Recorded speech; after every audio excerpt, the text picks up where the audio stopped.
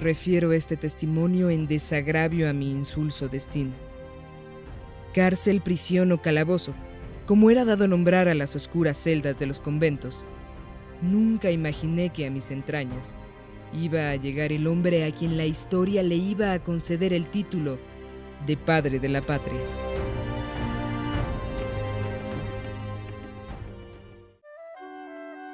De apacible mirada, el cura aquel no podía ocultar, sin embargo, la amargura que corrompe el espíritu ante la inminencia del patíbulo. A la enjuta luz de una vela, pude adivinar en su rostro el desasosiego de quien deja inconclusa una empresa, una misión que de tan importante le estaba costando la vida. Permítanme dar fe hoy, 200 años después, de aquellos los últimos días del cura, las últimas horas y los minutos que se escurrían junto con el sueño en libertad, que alguna vez albergó en los motivos de Hidalgo. Antes que nada, debo aclarar que los enseres que pueden ustedes apreciar forman parte de un intento por recrear este humilde rincón, marcado por la historia como el calabozo de Hidalgo. Sí, ese soy yo, y si la memoria no me falla, puedo asegurar que aun cuando el catre o la silla pudieron estar un poco más esquinados, y que además una de mis paredes ha desaparecido, en esencia cada objeto recupera el aspecto de aquellos, los últimos días del cura bajo mi resguardo. Habría que decir también que precisamente, tanto mis techumbres como mis gruesos muros, es lo único que ahora queda de aquella torre que formaba parte del colegio jesuita, y que fue también casa de moneda. Sobre dichas piedras se erigió el centenario Palacio Federal de Chihuahua, por el cual fui engullido. Pues bien, desde aquí, desde las entrañas del estado más grande del país, es que mi memoria da tumbos en torno a un proceso inquisitorio y un juicio al que habré de referirme ahora mismo. Capturados a traición por el capitán Ignacio Elizondo, en las norias de Acatita de Baján, el 21 de marzo de 1811, los líderes insurgentes fueron llevados a Monclova, y de ahí, traídos a Chihuahua en un tortuoso recorrido que duró más de un mes, bajo el sol del desierto, el hambre, la lluvia y el peso de un grillete ensangrentando sus tobillos.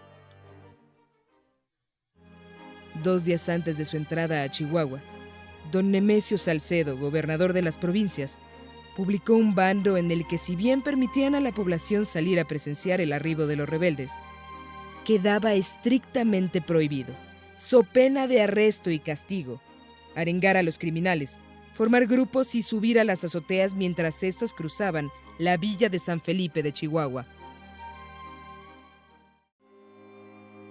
No habiendo más remedio, los prisioneros fueron traídos a lo que fue el antiguo colegio de la Compañía de Jesús, acomodando al cura conmigo, el calabozo número 1, desde donde el párroco pudo, al menos, escuchar misa por su cercanía con la capilla, abrumado por la oscuridad y la estrechez del cubo de una torre abandonada.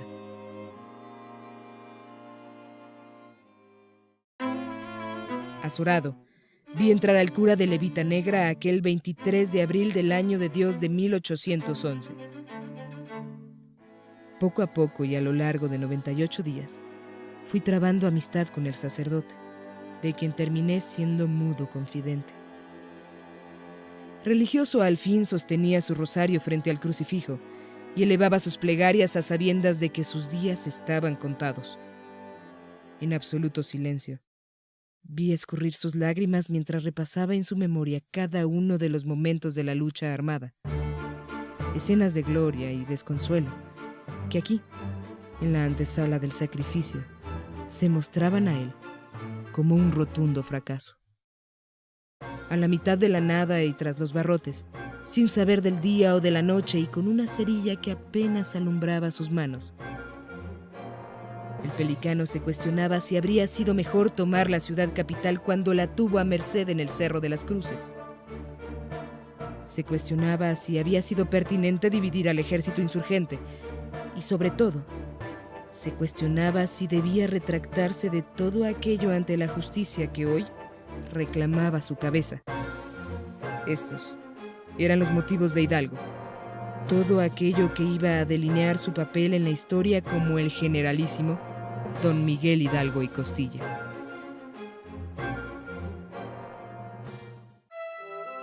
Por órdenes superiores, todos los procesos de los cabecillas insurgentes fueron efectuados con celeridad, a excepción del juicio del cura, quien por su misma condición religiosa tuvo que escuchar aquí, conmigo, y sumido en su propio dolor, el fusilamiento por la espalda de todos y cada uno de sus compañeros de guerra. El 10 de mayo, Camargo, Bautista y Marroquín. El 11, el coronel Mireles. El 6 de junio, su propio hermano, Mariano Hidalgo, junto con otros 6 jefes. El día 26 de junio, Ignacio Allende, generalísimo, Mariano Jiménez, capitán, Manuel Santamaría, mariscal, y Juan Aldama, teniente general. La causa de Hidalgo inició el 7 de mayo con un interrogatorio que contenía 43 preguntas, mismas que fueron contestadas a lo largo de 3 días. A cada cuestionamiento me consta, el cura respondió con entereza y sin delatar a nadie. Reconoció haber levantado ejércitos, dirigido manifiestos y ser responsable de los asesinatos cometidos a españoles en Valladolid y Guadalajara. Al cabo del angustioso y prolongado encierro y con el hedor a muerte rondándonos, todo el valor que había mostrado el cura se fue quebrando. El 18 de mayo, en la mesita que le servía de comedor y oratorio, firmó un documento en el cual se retractaba de los errores cometidos contra Dios y el rey. Pedía perdón a la Iglesia y a la Inquisición. Quizá para un religioso como él el arrepentimiento era el único camino hacia la vida eterna, una forma de presentarse limpio ante el juicio divino. Este fue quizá el motivo de esa carta, un motivo que advertí en sus ruegos hacia el divino, y que nada tiene que ver con sus motivos aquí en la tierra y ante los hombres, donde reconoció haber actuado por el derecho que tiene todo ciudadano cuando cree la patria en riesgo de perderse. El fiscal inquisidor presentó en febrero de 1811 53 cargos, y para cuando lo tuvieron preso y tras mis rejas, lo declararon reo de alta traición y mandante de alevosos homicidios, por los cuales debería morir. A la ejecución de Hidalgo debía anteceder su degradación eclesiástica, efectuada un día antes de su fusilamiento. Aquí, a unos pasos, en los corredores del antiguo hospital, se improvisó un altar y ante un juez eclesiástico comenzó el trágico ritual.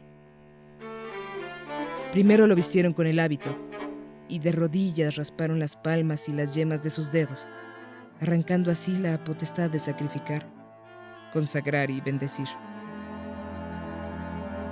Acto seguido le fueron quitando los ornamentos sacerdotales, desnudándolo, de esta forma, de toda orden y beneficio clerical. Se le cortó también el pelo, hasta no dejar seña alguna de la corona, signo real del sacerdote, y finalmente le fue leída su sentencia de muerte. Todo el proceso fue atendido por Hidalgo con cierta serenidad, a sabiendas de que el juicio que él esperaba no pertenecía a esta tierra. Tan pronto como lo trajeron de vuelta a mí, aquel 29 de julio de 1811, Hidalgo volvió a sonreír, a comer, a orar y a charlar alegremente con los que habían sido sus celadores, y a quienes dejó escritos con carbón algunos versos tatuados en mi memoria. Melchor, tu buen corazón ha adunado con pericia lo que pide la justicia y exige la compasión. Das consuelo al desvalido en cuanto te es permitido. Partes el postre con él y agradecido Miguel te da las gracias rendidas. Ya nada queda para aquel individuo. Su conciencia estaba en paz, con Dios y con el hombre. La historia se encargaría del resto. Al amanecer del 30 de julio de 1811, el padre Juan Vaca se presentó con el sentenciado para confesarlo y darle la absolución. Un tambor y el repique de campanas anunciaron la hora de la marcha al paredón. De una pieza el cura subió la escalera de la torre hasta llegar a la antigua plaza de San Felipe, que era resguardada por más de 1000 soldados. Un pelotón de 12 fueron formados ante Hidalgo, y antes del último redoble, el cura pidió que le fueran llevados los dulces que había dejado aquí, conmigo, en su celda. Cuando los tuvo en sus manos, se los entregó a los soldados y les dijo: «La mano derecha que pondré sobre mi pecho será, hijos míos, el blanco seguro al que habéis de dirigiros». Miguel Hidalgo y Costilla volvió hacia el banquillo y lo besó. Luego de un breve altercado por negarse a morir de espaldas, se sentó de frente y colocó su mano derecha en su costado izquierdo, donde latía con prisa su anegado corazón. Formado de 4 en fondo, el pelotón hizo 3 descargas que acabaron con la vida del cura. El cadáver fue expuesto al escarnio público el resto del día, y por la noche su cabeza fue degollada. Al lugar acudieron los padres penitenciarios de San Francisco, quienes reclamaron sus restos para velarlos y darles cristiana sepultura. Condenado a un destino solitario y ante la estrechez de mis muros, comprendí que los motivos que cada hombre tiene para vivir y aquellos que lo orillan a la muerte son obra de su soberana manera de responder a la vida. Una vida que para el cura Hidalgo fue sueño en libertad del que nunca más volvería a despertar.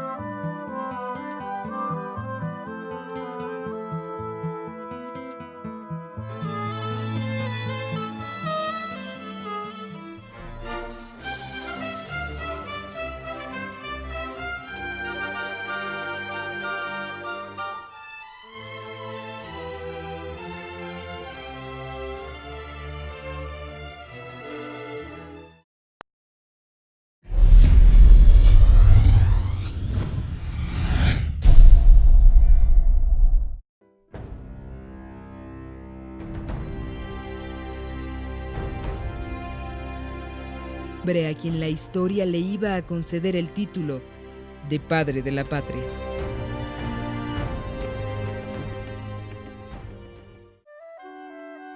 De apacible mirada, el cura aquel no podía ocultar, sin embargo, la amargura que corrompe el espíritu ante la inminencia del patíbulo. A la enjuta luz de una vela, pude adivinar en su rostro el desasosiego de quien deja inconclusa una empresa, una misión que de tan importante le estaba costando la vida. Permítanme dar fe hoy, 200 años después, de a qué refiero este testimonio en desagravio a mi insulso destino. Cárcel, prisión o calabozo, como era dado nombrar a las oscuras celdas de los conventos, nunca imaginé que a mis entrañas iba a llegar el hombre